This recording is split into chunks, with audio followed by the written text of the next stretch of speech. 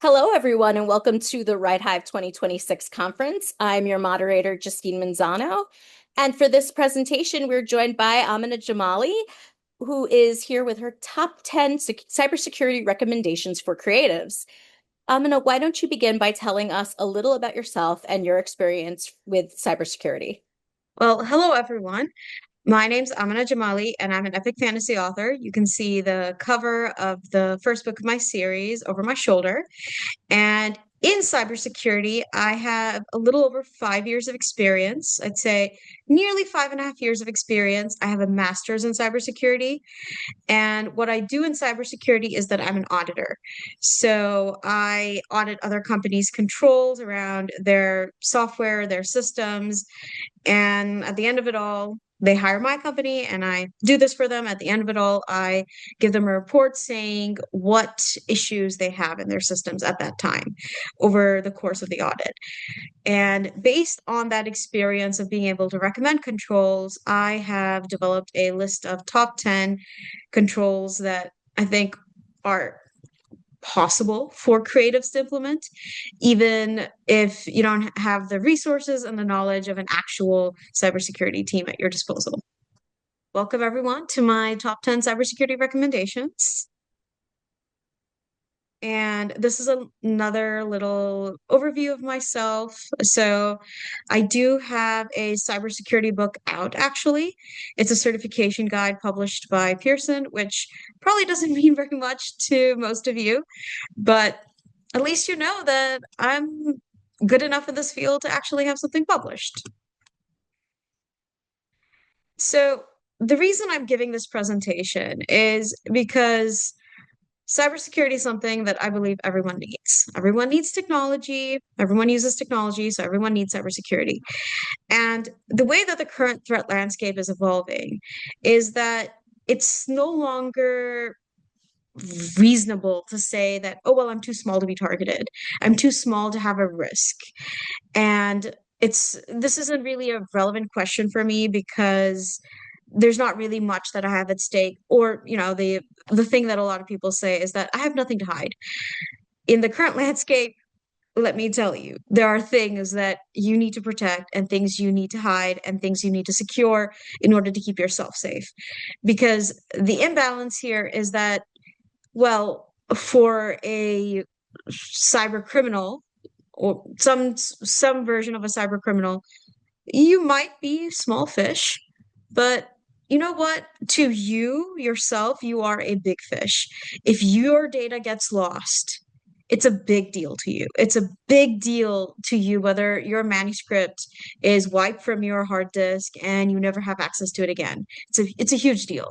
And that means that if you are told to pay a ransom in order to get your data back, well, you will have not a lot of choice but to pay it. So that's just one example of a risk. It's also everything from malware to less malicious but equally problematic things like your hard drive crashing, things like that. Your data matters to you, and that's why you need to protect it. And one of the things I have kept into consideration while developing this presentation is that a lot of us are not especially tech savvy. At least that's what we say about ourselves. So I've tried to keep this presentation things that you can you can do even without the resources of a whole team at your disposal. And one of the things I'm definitely going to mention in the course of this presentation is AI, because it's just the thing that at this point in cybersecurity, everyone needs to talk about it. Okay, so the objective here is to give some basic practices that would shield you against a majority of common threats. So it's not really a technical walkthrough, but things that you should look out for. I say a majority of common threats because, again, referring to what I said about small fish and big fish, it's very unlikely that the majority of us would be targeted by some sort of state-sponsored malware organization. But it is rather likely that we might encounter malware on the internet, or that we might get some very, very fishy looking phishing email. And it's also possible that, um, based on the sort of things I've started to see, that you might get targeted as a creative. So I'm going to get a little bit more into that as I continue. One disclaimer I want to put out here is that I can't guarantee that if you follow my advice, you would be shielded from every and all cyber attacks whatsoever. That's unfortunately not a guarantee that really anyone can give, and certainly I can't give it because this advice is not tailor-made to each person's circumstances. It's very general advice. Okay, so this is an overview of all 10 recommendations. You really don't need to take notes because I will put a shareable version of my presentation in the Discord channel for, well, my presentation. So this is just an overview. Okay, so getting into that first recommendation. So for the first recommendation, I put what is really what we kind of consider in some spaces as the meat of cybersecurity, which is access control, and very specifically based on what an individual can do, strong passwords, and multi-factor authentication. So you've probably heard this. I hope I give you some ways of doing this practically. So passwords. The guidance on passwords has changed over the last few years. What's now usually being recommended is that they should be above 12 characters. In fact, really longer is better. So that's first. Don't reuse passwords. Don't use common passwords. So like I would say very much don't put like fantasy books 115 @ do not do that pattern because that's not very secure and those are easily guessable phrases and such. Something I always like to think about is if I need to make a passphrase of my own, maybe do something that's in a foreign language and switch out random letters for special characters and numbers. And then alongside that, to make it easier, I'd say use a password manager. The industry standard is password managers like LastPass. An individual, we all don't necessarily have password managers and don't have necessarily the room in our budget to afford their subscriptions. So at the very least, use the password manager that comes with your browser. And here I'm going to talk more about browsers in a couple of slides, but use the password manager that comes with your browser in your system. There's a couple that maybe you shouldn't use, which I will mention, but use that manager and don't merely rely upon your memory and don't reuse. And with a password manager, because it auto generates passwords, it becomes just a bit easier. Can I ask, I use Bitwarden and it's a free service. Have you ever heard anything negative about that? Yeah, that is a service, and I have seen my clients use it. I haven't heard anything negative, so yeah, that's another good I figured option. I'd give a free tip there since I know Yeah. well, it's free for individuals. If you want to share things with other people, then you have to pay. There are like family services you can get where you can share amongst your family, which is a pretty helpful one. But yeah, I swear by password management. So I just Yes, wanted for to sure. chime in. It's one of the few things I'll actually have any input on here. Yes, for sure. So I appreciate Justine's suggestion. Yeah, password manager is really a much better way to do it. I mean, you can do the passphrase and everything, but you know, the only con of a password manager is that you need to then make sure that you have access to it every time you're going into those accounts. So if you can reasonably implement that, please do it. If you can't, here's the advice on passphrases. Please, above all else, do not use simple passwords and do not reuse and do not make them short. That's multiple things, but this is really one of the easier areas to break in.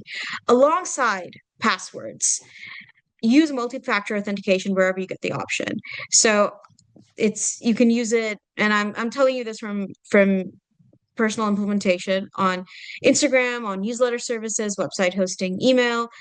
Um, multi-factor authentication is it puts your security a step above just passwords because it requires something that isn't inherent to that specific website in order to log you in. So what I mean is that when you put in your password, that's just one thing, right? A multi-factor authentication means that there's something else, something that's comes from some other place. So if you use an authenticator like Google Authenticator or Microsoft Authenticator, that comes from somewhere else. So it can be that if an attacker has compromised your laptop and or that specific website or that account, well, they may not have compromised the other thing. So you have another way of ensuring that your account is safe. So let me think. A more practical example is something that I've seen that there are a couple of services where I've recently seen password reset requests. And with the password reset, I mean, if there was a multi-factor authentication, they could probably just use the email address and if they've guessed my password, use that and reset the password, and I would be completely locked out and maybe lose that data. But because there is multi-factor authentication, it's not that easy because they need also access to the place where I'm getting that authentication code.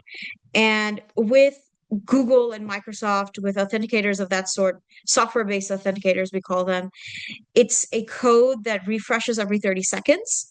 So that makes it that even if someone got their hands on one code, they may not be able to get their hands on all the codes. Of all of these, I prefer Google because a couple of years ago when I had to change phones, it's Google that let me transfer all my settings from one phone to the other. So that's the one I'm going to recommend.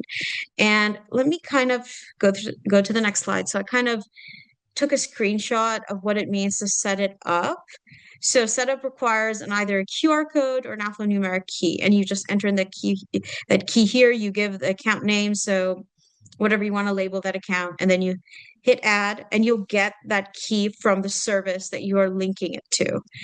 And just a couple more words here. It's considered more secure than email or SMS because, and this is just general fact of the world, both emails and SMS are usually plain text, meaning they're not encrypted, meaning that if anyone is, monitoring your devices, they can get whatever's coming through email and SMS rather easily. So, and it's much easier to process data in the age of AI. So, this thing where it's not even linked, there is the linkage to your account is not without encryption. So therefore, this is more secure. But I will say that nothing is 100%, and there are ways to hack this too. But for the majority of use cases, for the majority of people, even for the majority of organizations, this much is a really good step. So moving on. So my second point is switching a little to information sharing on social media. So this is something that I think is an increasing area of concern. But let me tell you the basics of it first. So the basics of it is that the things that you put on social media, well, you don't really control that information anymore. And especially if you have a public profile, which a lot of authors do in order to better market themselves, that means that anyone has access. And even if you have a private profile, unless you know every single person that you have accepted a friend request from, you still can't really control who sees your profile. And even there, what if one of your friends' profiles got hacked? And that doesn't even address the risk of the platform itself, which I will get to. So it's very important, basically, to be very careful what you post on social media. So here's a list of some examples of sensitive information. So I put your full name, I mean like your first, middle, and last name. That combined with your birthday, month, day, and age, which allows someone to figure out which year you were born, is, oh my goodness, incredibly sensitive. Because if you ever thought about it, whenever you need to get your prescription information or log into a patient portal or something, or verify who you are with a healthcare provider, that's what they ask for, your full name and your birth date. So if you put on social media that, hey, I turned 55 years old on this particular month and day, and I'm just using 55 as a random number. If you put that, I mean, someone has those two pieces of information about you. That's what in cybersecurity we call PII, personally identifiable information. And as you can see, someone has your full name and your birth date, they can do stuff with it. And then alongside that is your city and your address. So please, for the sake of all that is holy, do not put your address on the internet. If you can avoid it, please don't put your city. If you're going to an event in your city, please don't say that this is my hometown. Like if you have an event in Example City, USA, please do not say Example City, USA is my hometown. Just say the city and don't attach that additional information. And I say this because I'm very well aware that authors sometimes need to say where they are in order to get people to come to those events and buy their books. I know that because I go through it, but still, you can at least keep it at a distance from you. Alongside that, please don't put images of your home. This is the age of the internet and AI. I mean, someone can reverse search the image of your home and possibly deduce through Google Maps where you live. Um, as much as you can avoid it, don't put images of your current location. If you're at an event, maybe um, that's one of those things that's very hard to avoid that. But certainly anywhere else, don't post it while you're there. Like if you're on vacation, and you're at a particular beach in, I don't know, like Hawaii or something, post that picture after you leave Hawaii. Even at events, if you can avoid it, post it afterwards. And wherever possible, I would say like maybe never do it. Don't put the tag on social media that lets you put a GPS tag on your location because that is even like greatly increases the risk. Even if someone doesn't know where that particular place is, they can use that tag to figure out exactly where you are. And I mean, just in general, be very careful about this. And then on top of this, have consent when you post images of other people. And then, especially, something that I'm seeing a rising risk in is images of children. So I'm going to say about that you really should not post that. There is a consent issue, of course, because children are underage. There are other concerns as well. And I think my third slide covers this. Oh, no, it's my fourth slide. So I'm going to get back to that. So the next one is email and text hygiene. So this is my third one. With email and text hygiene, something that is, I mean, I think a lot of us know that phishing is a thing. The thing is, though, that with AI, there is a massive amount of improvement in the quality of phishing messages. So it's no longer just as simple as misspelling or very obviously bad grammar. They sound smooth and refined and professional. And I think a lot of us have gotten those messages where they claim to be from a book club. And then I mean, some people they reply to it and they find out, in fact, that was a scam. Um, Wherever you can, I mean, and this is not a matter of shaming or anything, wherever you can, just delete that thing because it's not worth your time. It's a risk to you. Just, just be suspicious of the things that come into your inbox and be careful. So some particular examples of higher risk phishing is emails with attachment, emails from websites that you hadn't expected, things that give this impression of urgency. And this is again where social media comes in, because if someone wants to phish you, they can use your public information in order to phish you, in order to write something really convincing. And if you know that you have limited the things that are publicly available about you, and they send a message that only references the publicly available stuff and not, for example, and I'm thinking like of those book club scams, doesn't reference anything that isn't publicly available, like they haven't actually read your book, so they're not really talking about that at all, you will have a higher chance of figuring it out. I will also say about spam, the issue here is trackers, which is why I would say, as you know, we're human, so sometimes we make mistakes. I'll make them too, but wherever possible, report them, block them, send them to junk. avoid clicking on the links. And if you're really in doubt, check the email address because, well, email is a lot more complicated than I think sometimes it appears to be. So taking all of that information and compressing it into something that makes sense in a few sentences.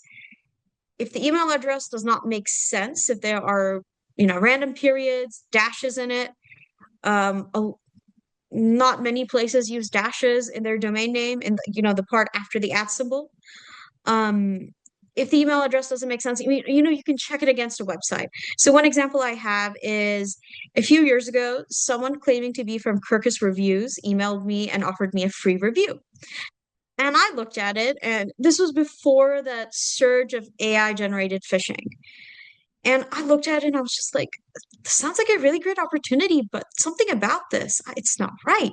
So I went to their website and I found where they had emails listed of not individuals, but of services that you could contact. And I compared the emails and I noticed, I think it was that the actual correct email had at kirkusreviews.com.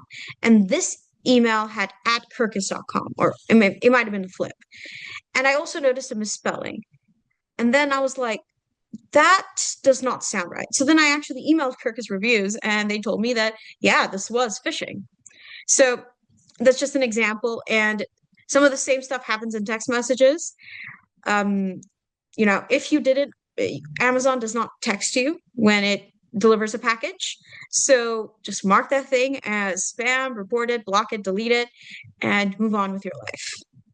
One thing I've noticed is that those emails almost always have like a Gmail address. It'll be some company name, but with a Gmail address, and none of these companies have Gmail addresses. They don't. It's fun fact is that there are companies that use Google Workspace. So it comes through Google systems, but it never says at Gmail. It will have their company domain name. Right. That's just one of those standards usually of doing business. And it's why so many authors, we create a custom domain name because that is just one of those things that, we're over the years we've been geared to think of as professional. Okay, so moving on to AI risks. So I suspect that this is definitely a sensitive topic here, definitely something that people want to know about. I'm going to talk about it this way. The issue with AI right now in cybersecurity terms, in terms of security of individuals, is that the incentive for scraping and exploiting data is massively increased. So there is now value to things that didn't have value before. So for example, one of the things that I've seen recently on my feed of cybersecurity professionals is about companies taking Slack chats and selling them when the company is dissolved, selling the actual data from Slack chats to companies with large language models and using that to train the AIs. So if you just think a second about what a person might say on their company Slack chat, some of that stuff is, it's on a corporate system, but it wasn't meant for that purpose. That's not something that they were told will happen to their data. And that went into that was fed into an LLM. So the thing is that the incentive is increased, which is why I have thought about it as there is a lot less you can trust from companies, especially major companies, when they say that they won't sell or scrape or exploit your data because the incentive is so much higher. Previously, the incentive was towards privacy because they knew that their customers will not they may not continue to use their services if they didn't maintain their privacy. But now they might, see that more immediate financial advantage to selling and exploiting your data. And you may not find out about it, or you may find out about it years later when that exploitation is already done. So the financial incentive is really against privacy now. And this is why I made that thing about children and don't post images of children, because that's definitely an area where there is a massive increase in exploitation, like the kind of stuff that is R-rated and abusive material being generated off of children's faces on social media. I think like the numbers I saw are like so enormous that it gave me the chills to try to memorize them. So like I think it was like some over 1,000% increase in the generation of abusive materials of children based on images that are posted on social media, and that doesn't even include the abusive images generated of women on social media and using social media platforms too. Like especially when it comes to X, that platform is getting increasing documentation of that AI being used to generate abusive material, and you know the reality is that between the current state of regulation and laws, um, the incentive to disable that kind of functionality is either not there or still in development. I mean, there are lawsuits, there are bills being considered in multiple legislatures. In the United States, there are laws overseas also being considered.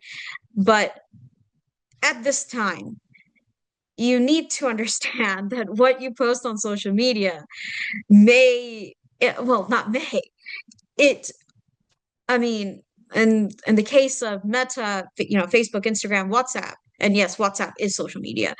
Um, it is being fed into their AI. Like their promises that they're not going to do that. I've noticed that they said previously that it's like, for example, they have said previously that your chats on Instagram are end-to-end encrypted, which means that the company also cannot read them.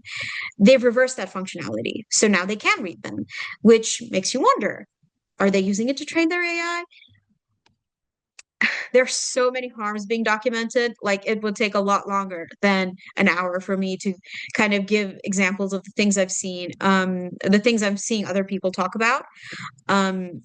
There is a lot. So social media sites, communication apps, storage sites, your website, those are all places your data can be scraped from, can be exploited from. And this is why, in general, like this understanding of communication through the internet, just have to think more than you did even 5 years ago.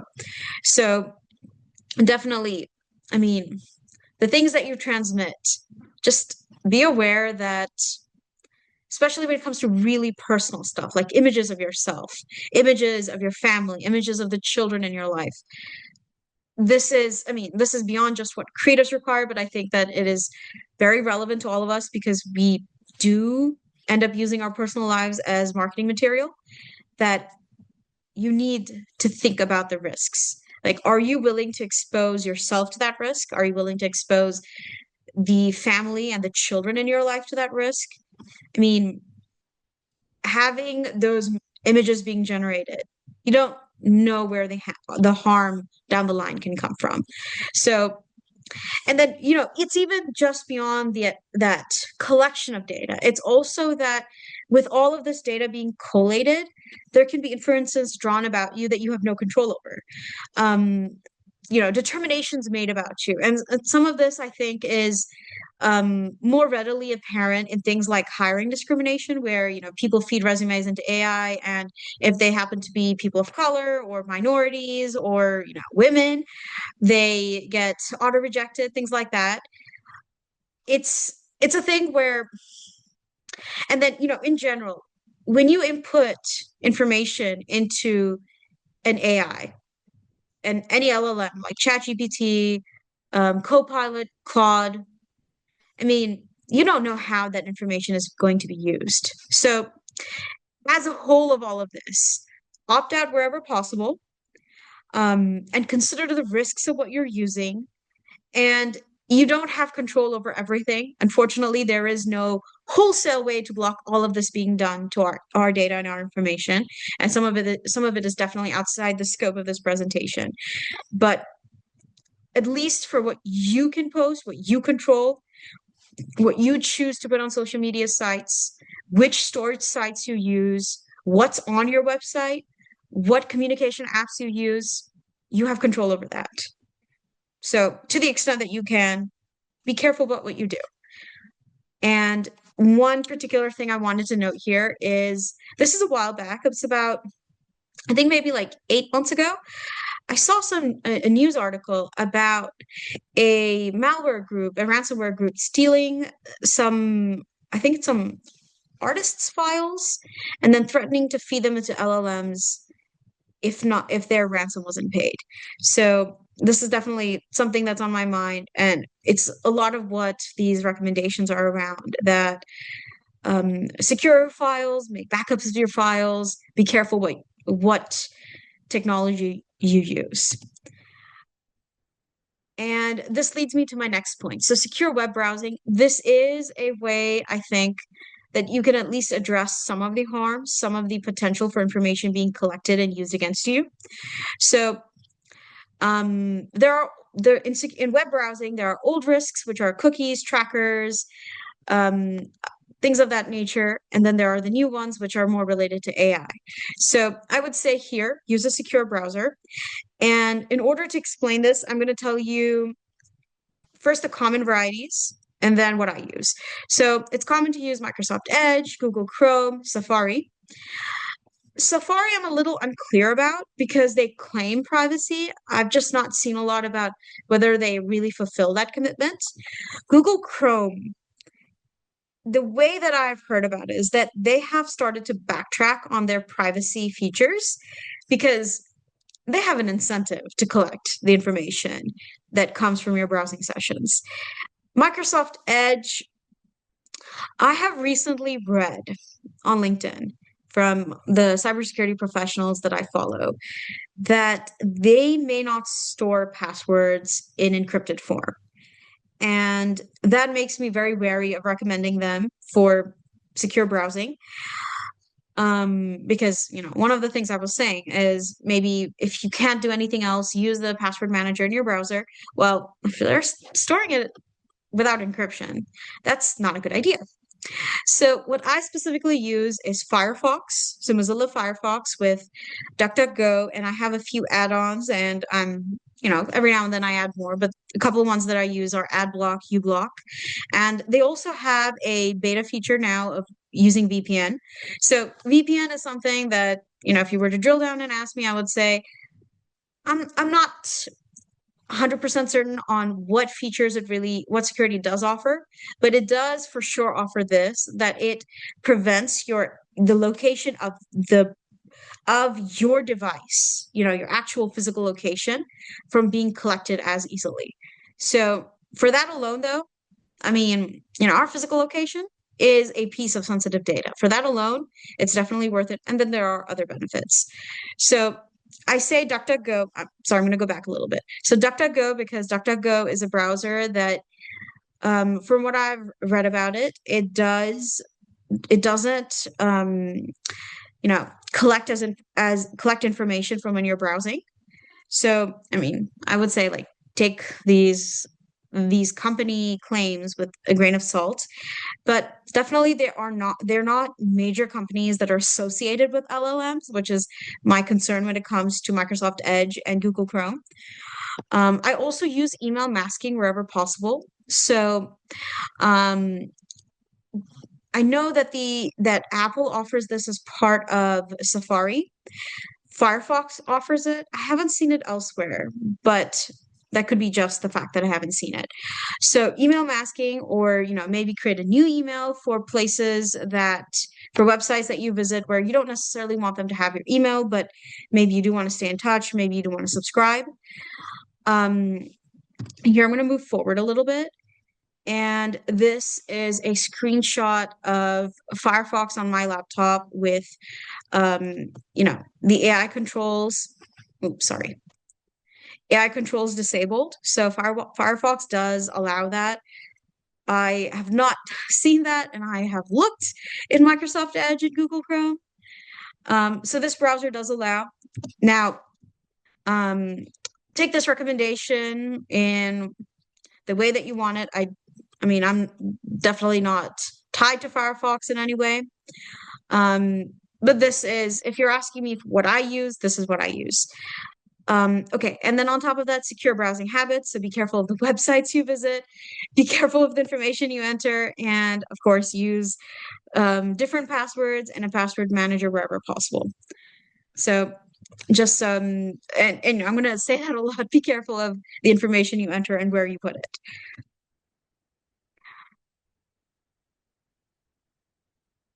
Okay, so antivirus.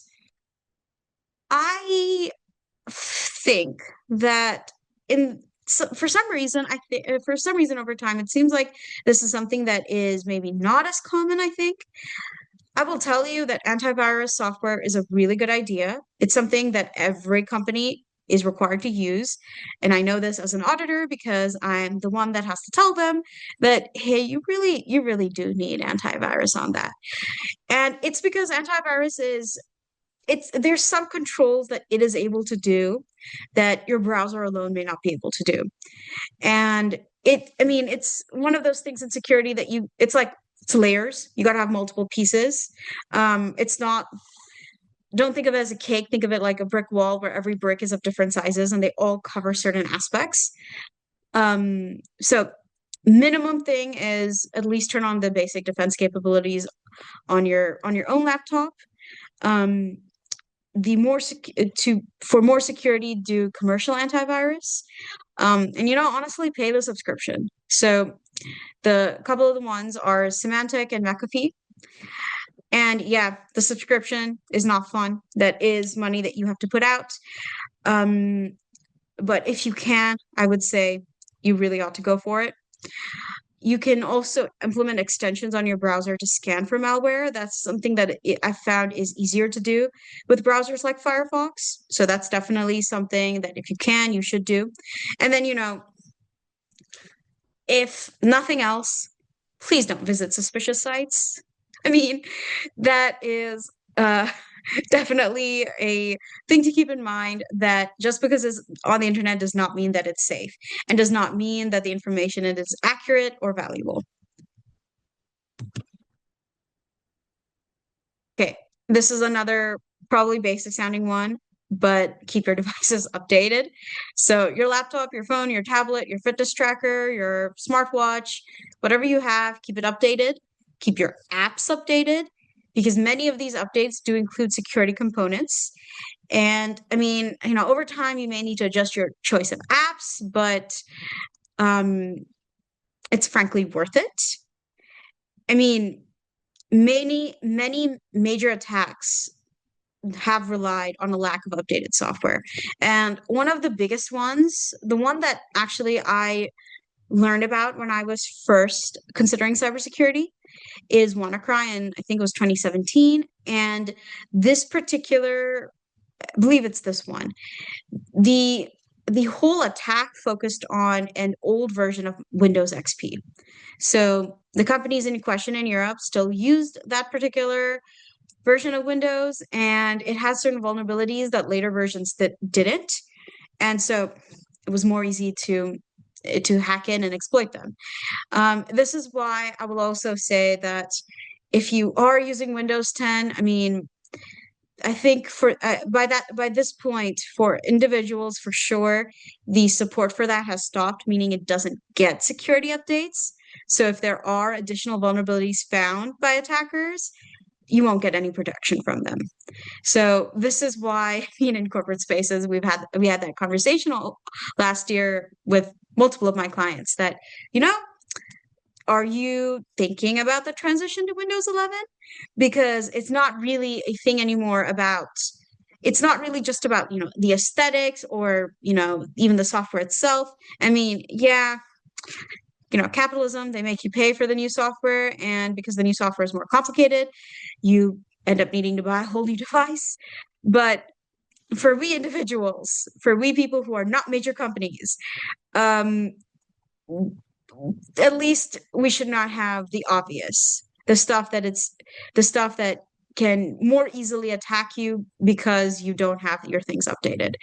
Um, the security components are just different, and there are things that are patched in later versions that are not in earlier versions, and it's good security sense, even if it's not always good financial sense, to take the upgrade and the update and, keep your stuff up to the mark.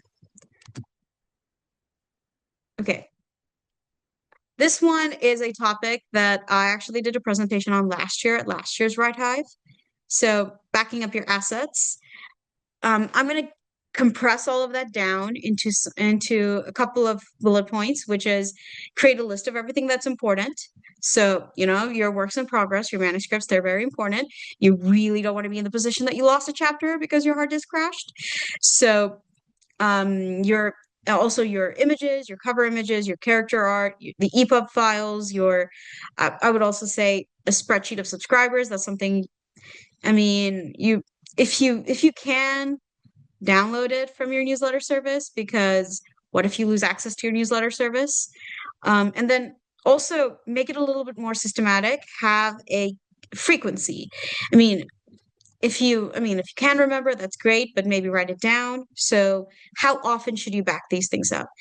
And of the things you deem important, which for me are definitely my manuscripts and also my publishing files. So the instances of that publisher file.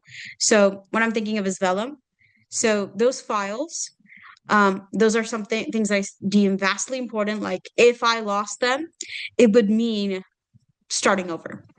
So create at least two backups of everything that you deem important. Um, external hard drives are really great. Also cloud drives. And I am aware that I previously said that you need to consider your storage sites carefully. Um, not everything is Microsoft, Google, or even Apple. There are other cloud drives, and this is just a matter of researching which ones to use, or otherwise accepting the risk of what you're actually backing up, or maybe having multiple external hard drives, having two of them, one you place in your closet, one you place in, I don't know, your bank vault or something, one of those bank lockers, something like that. So some place where it's not like if something happens to your laptop or to your computer desk, or may the divine forbid, to your house, you would also lose that. And then be aware of the risk of AI scraping. I said that. And then this is something that's really important when it comes to ransomware.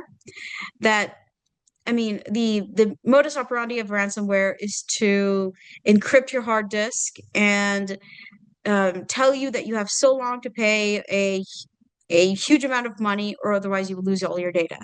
Well, as an individual, you don't have a legal team or, a top rate cybersecurity team that could possibly do something about this. And you don't have insurance also, which is one of the things that corporate insurance covers. You don't have that. You have only yourself. And if you have backups, then you have options if that ever happens to you. This is another obvious one, monitoring your accounts. And the reason I put this is because one thing in cybersecurity that is often discussed is the importance of logging and monitoring. So keeping an eye on corporate accounts, everything from the systems they use to manage their devices to any cloud environments. Well, we as individuals do not have those kinds of tools or the money to afford those kinds of tools, and also the vast scope of systems that require them. But that does not change the importance of monitoring. So for this, I came up with keeping an eye on your accounts. So your bank accounts, that is something that, checking for fraudulent charges on your credit card or things that you don't recognize on your credit card. At least weekly, I would say. If not daily, if you're a little bit more sensitive like me. Also your Amazon or publishing site accounts. So keeping an eye on those, just making sure you're aware of what's going on there. I'm not talking about something as complicated as reviewing like logs or something, but at least log in and don't just presume that everything's working normally. At least check in on it. And it'll also help you make sure you know where your passwords are too. So, side benefit. And then also just your applications. So, your email, your social media, your websites, storage accounts. I mean, many of those sites now send alerts when there's some sort of suspicious activity on logging in or um, something of that nature. So, for example, whenever I'm traveling, I can get alerts in my email whenever my location changes, and I never ignore them. I always make sure to um, check back in with that particular software and mark that whether it was a correct location or incorrect location. Because one of the signs of fraudulent activity is if the login comes from the wrong place. Like if you're sitting in California and the login comes from, I don't know, Africa or India or Europe or New York, or you understand what I'm saying? Like, if it comes from a place that you're not, then you want it to send you alerts. And when you do get those alerts, um, if there is a setting to disable those alerts, do not disable. When you get those alerts, do not ignore them. Like make sure that you check in on them. And if you have changed locations, like keep an eye. Like if those alerts come in, like don't just don't just send them to spam. And if they're in spam, like take a look at them. Um, and but when you're doing this, um, wherever possible, don't use the link that's given to you. And this is again another place that MFA can really help because it just makes it a lot harder to gain access to your accounts. Okay, this is my final one. So keeping track of your devices. This again relates back to that logging and monitoring idea. I'm thinking here that, at this point, a lot of us, we have a lot of devices like phones, laptops, tablets that we've used and then discarded over the years. Well, know which ones are supposed to be in your possession and where they all are. So if you have like three different old versions of an iPhone and you haven't recycled them, like make sure you know where they are and don't just throw them away. Like, please, I mean, for multiple reasons, like environmental reasons, don't just toss them in the trash can, but also don't return them or recycle them without wiping the device. And also for your critical accounts, like I'm thinking Discord, Dropbox, OneDrive, but others like Instagram or your email clients, even things like WhatsApp, check in which devices they're logged into. And, you know, also log yourself out if you know that you're no longer using that device. And especially for phones, enable remote wipe wherever possible. So like the remote erase. And there is a whole story that I have of my father's phone getting pickpocketed while overseas. And I had enabled remote wipe on his phone. So seconds after he discovered that it was gone from his pocket, he contacted me and I hit the remote erase button. So, and there was stuff that happened after where the people who took the phone tried to, you know, social engineer us, meaning like they tried to fool us into giving them his phone password. Um, but the thing is that they had to even do that because the remote wipe meant that they couldn't just access it they couldn't connect it to the internet without it getting wiped. So that was definitely a relief for us. But that happened, and then we did take into account all the passwords. This is another place that MFA helps. Like if you did not keep in mind all of the passwords, well, that's another way that it helps because um, you know the fact that MFA was enabled makes it a lot harder that even if they do get access to the passwords, they can't simply use it. And one point I think I forgot here is that Face ID, it has its risks. But one thing it really helps in is that it adds that biometric authentication. So it's a lot harder for someone to take your device or to take your account. And if they don't have the right biometrics, like meaning they don't have your face, that they are going to be able to use it. I mean, this is a world where things are changing and there are evolving threats, but you know, it is still valuable. And one of my final points here is that your information is valuable.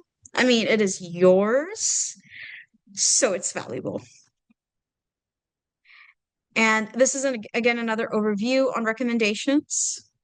So the 10 ones that I mentioned.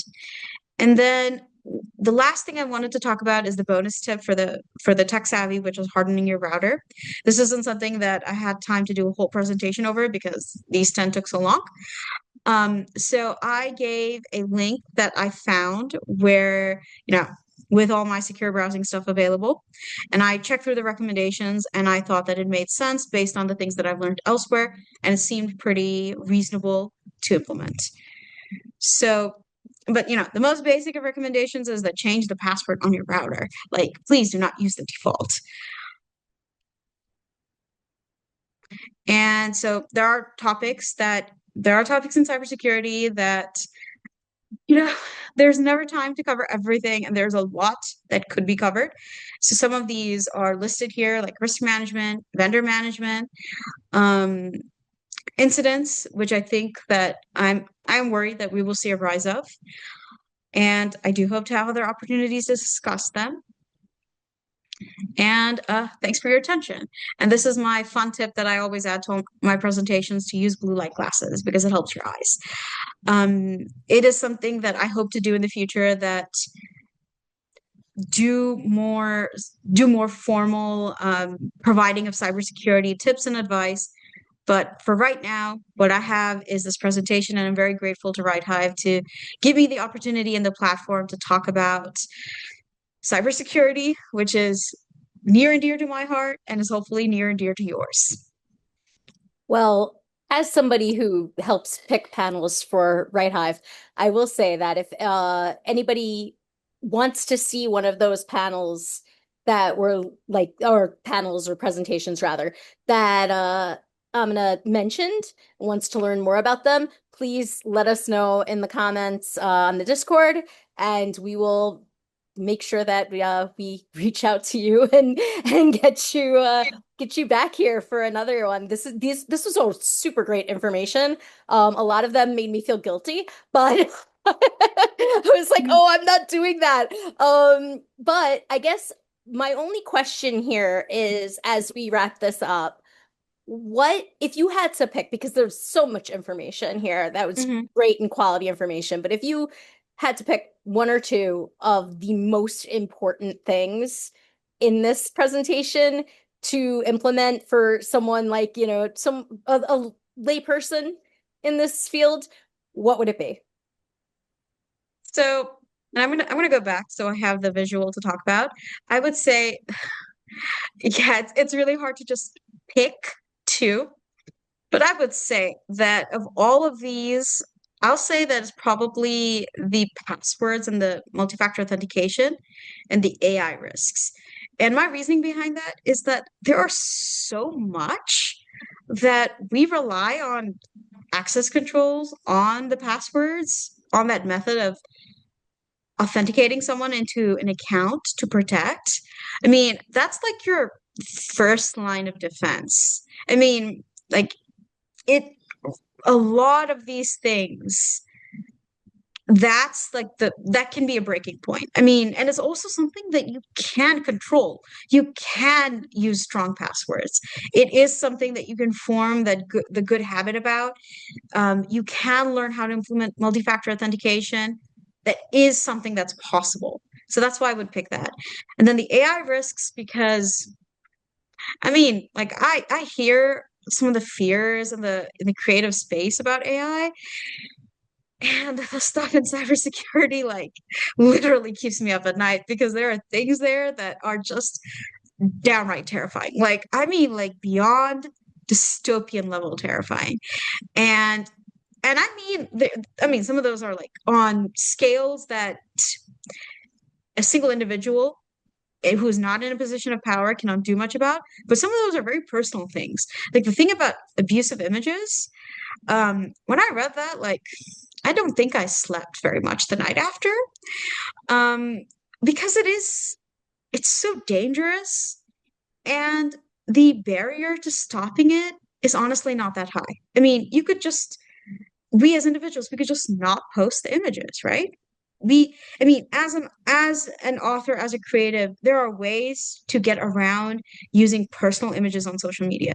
And let me also clarify here, when I say like don't post images of children, and if you can, images of yourself, I mean also don't the images where you just cover the face is not enough, because AI has like the capability of even the generally available AI models is rapidly advancing. And if it's not already, it's definitely going to be possible very soon to reconstruct a person's face based on their body. And the risk of abusive material and that kind of thing. I mean, it just it's just an insanely high risk. Yep, definitely had me thinking about what I post online. Um, I don't know how can people reach you if they have questions or if they want to learn more about your books and everything else that you do? Okay, so let me I did make a slide for that beyond this one, and this is There my it is. information.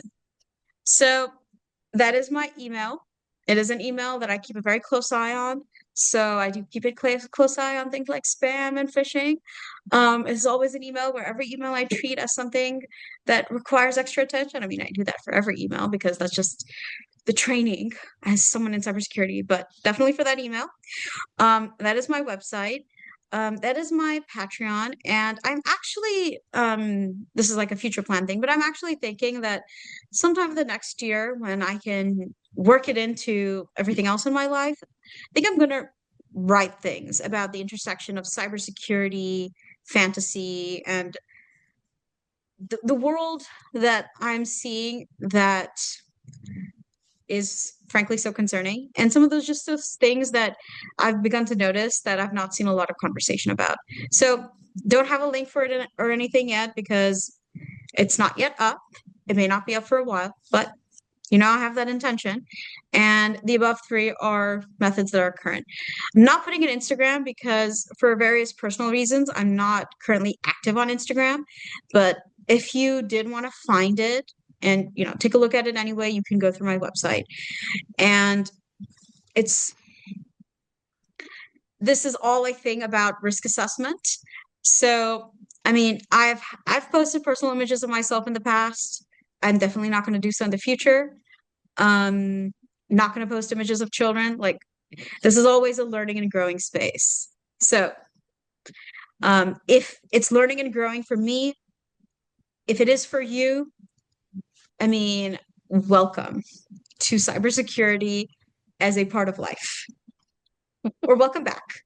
Welcome back. Yeah, I used to know a lot more, and then AI and everything got away from me. But thank you so much for sharing everything that you've learned.